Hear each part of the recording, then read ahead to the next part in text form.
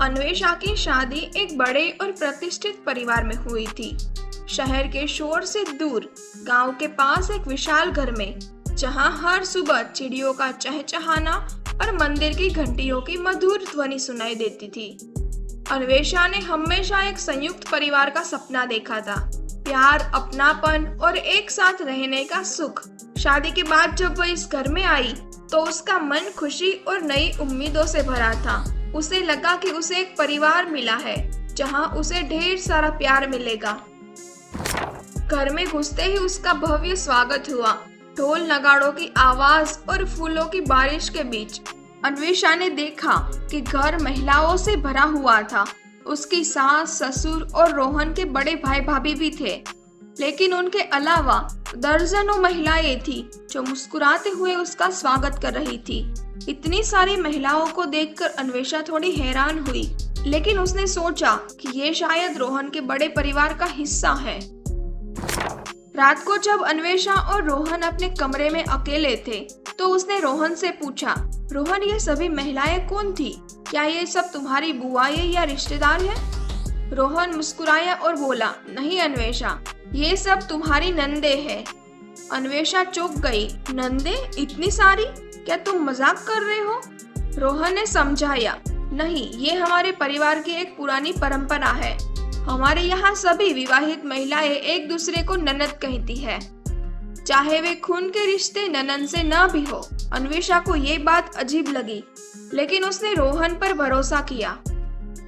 शुरुआती कुछ दिन तो अन्वेषा के लिए त्योहार जैसे थे, लेकिन धीरे धीरे उसे एहसास हुआ कि 50 नंदे होना कैसा होता है। हर सुबह कोई न कोई ननद उसे जगाने आती, कोई उसे बताती कि क्या पहनना है, कोई कहती रसोई में क्या बनाना है। हर छोटी से छोटी बात पर उसे 50 अलग अलग राय मिलती। अन्वेषा, ऐसे नहीं, ऐसे कपड़े पहनो। अन्वेषा, ये सब्जी ऐसे नहीं बनती।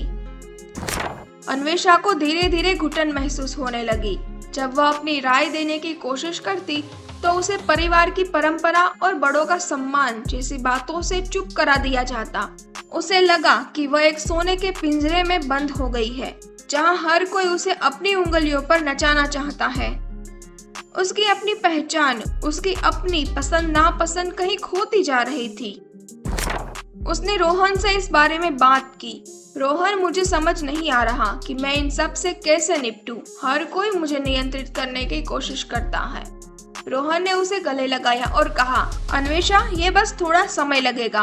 वह सब तुम्हें प्यार करती है और चाहती है कि तुम इस परिवार का हिस्सा बनो।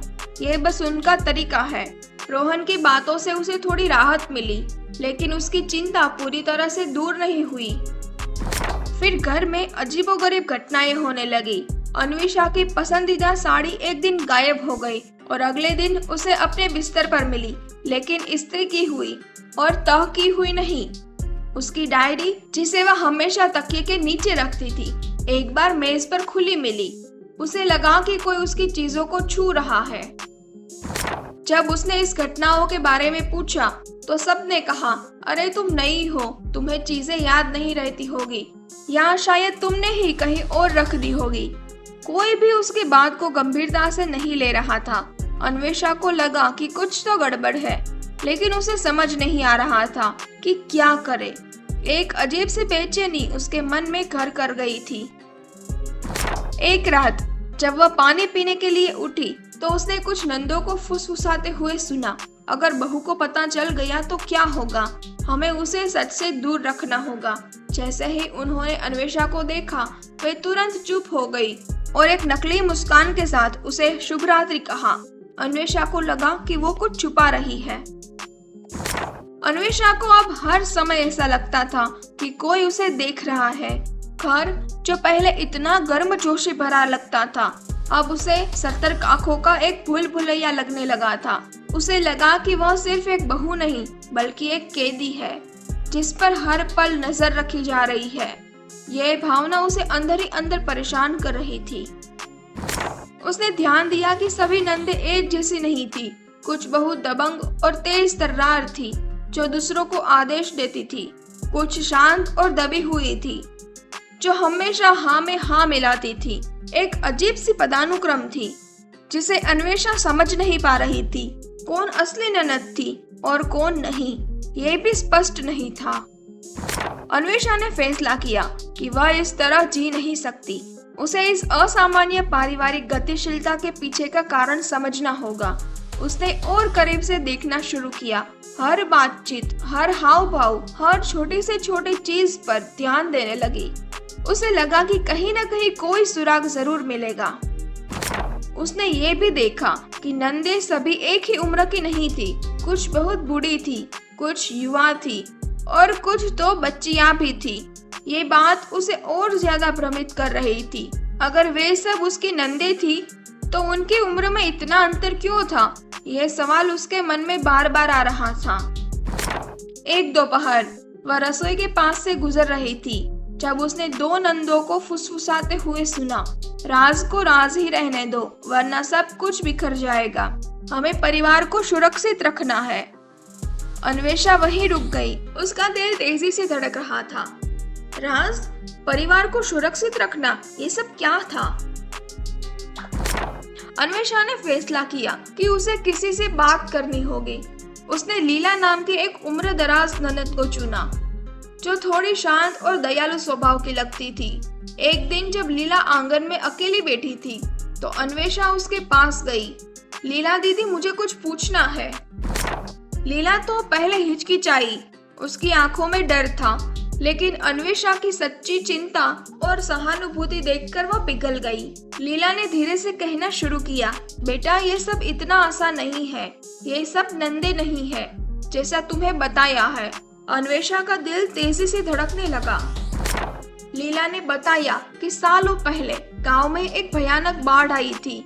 उस बाढ़ में कई परिवार ने अपने पुरुषों को खो दिया था और कई महिलाएं बेघर हो गई थी। उनके पास कोई सहारा नहीं था, कोई ठिकाना नहीं था। गांव में भूखमारी और अनाथ बच्चों का तांता लग गया था। रोहन की दादी, जो उस समय परिवार की मुखिया थी, एक बहुत ही मजबूत और दयालु महिला थी। उन्होंने इन सभी बेघर महिलाओं और बच्चों को अपने घर में पनाह दी, समाज की नजरों से बचाने और उन्हें एक पहचान देने के लिए। उन्होंने फैसला किया कि ये सभी महिलाएं नंदे कहलाएगी और ये घर उनका नया परिवार होगा। लीला ने आगे बताया कि जो कठोर नियम और नियंत्रण अन्वेषा को महसूस हो रहा था, वो दरअसल इस अपरंपरागत परिवार को बाहरी दुनिया की आलोचना से बचाने और आंतरिक व्यवस्था बनाए रखने का एक प्रयास था। ये सब डर और असुरक्षा के कारण शुरू हुआ था, जो धीरे धीरे नियंत्रण में बदल गया। अन्वेषा की आंखें नम हो गई। उसे उन सभी महिलाओं के दर्द का एहसास हुआ। उसे समझ आया कि उनके कार्य भले ही गलत तरीके से किए गए हो, सुरक्षा और अपनेपन की भावना से उपजे हैं, लेकिन डर और नियंत्रण ने इस घर के माहौल को जहरीला बना दिया था। उसे लगा कि अब उसे कुछ करना होगा। अन्वेषा ने रोहन और परिवार की कुछ प्रमुख नंदों को एक साथ बुलाया। उसने अपनी समझ साझा की, अतीत को स्वीकार किया, लेकिन बदलाव की वकालत की। उसने कहा, मुझे पता है कि ये सब अच्छे इरादों से शुरू हुआ था, लेकिन अब ये डर और नियंत्रण में बदल गया है। उसने प्रस्ताव रखा कि सच्चा प्रेम और एकता सम्मान और खुले संचार से आती है, न कि डर से। उसने एक अधिक समावेशी और सहायक वातावरण बनाने का सुझाव दिया, जहां हर किसी को अपनी आवाज उठाने का अधिकार हो। उसने कहा, हमें एक दूसरे को ननद नहीं बल्कि एक परिवार के सदस्य के रूप में देखना चाहिए। कई नंदे, खासकर युवा, उसके शब्दों से सहमत हुई। उम्रदराज नंदी, जो शुरू में प्रतिरोधी थी, उसने भी उसके दृष्टिकोण में समझदारी देखी। रोहन ने पूरी तरह से उसका समर्थन किया और कहा, अन्वेषा सही कह रही है, हमें बदलना होगा। धीरे धीरे घर का माहौल बदलने लगा। कठोर नियम ढीले पड़ गए, हंसी वापस आ गई और स्नेह के वास्तविक बंधन बढ़ने लगे। अन्वेषा पीढ़ियों के बीच एक सेतु बन गई, जिसने सभी को एक साथ जोड़ा। लीला और अन्य नंदे अब खुलकर बात करती थी। ये परिवार, जो कभी डर और एक राज से बंधा था, अब प्रेम, एकता और सम्मान का एक सच्चा घर बन गया था। अन्वेषा के साहस और सहानुभूति ने न केवल एक सच्चाई को उजागर किया, बल्कि एक परिवार को भी ठीक किया। ये कहानी हमें सिखाती है कि सच्ची करुणा और वास्तविक संबंध को बढ़ावा देने के साहस में निहित है। हमें हमेशा सही के लिए खड़ा होना चाहिए, ताकि हर रिश्ता प्यार और सम्मान की नींव पर टिका रहे। अगर आपको ये कहानी पसंद आई हो तो इसे लाइक करें और अपने विचार कमेंट में साझा करिए। और ऐसी ही कहानियाँ सुनने के लिए हमारी चैनल को सब्सक्राइब जरूर करिएगा, ताकि एक भी कहानी आपसे मिस ना हो।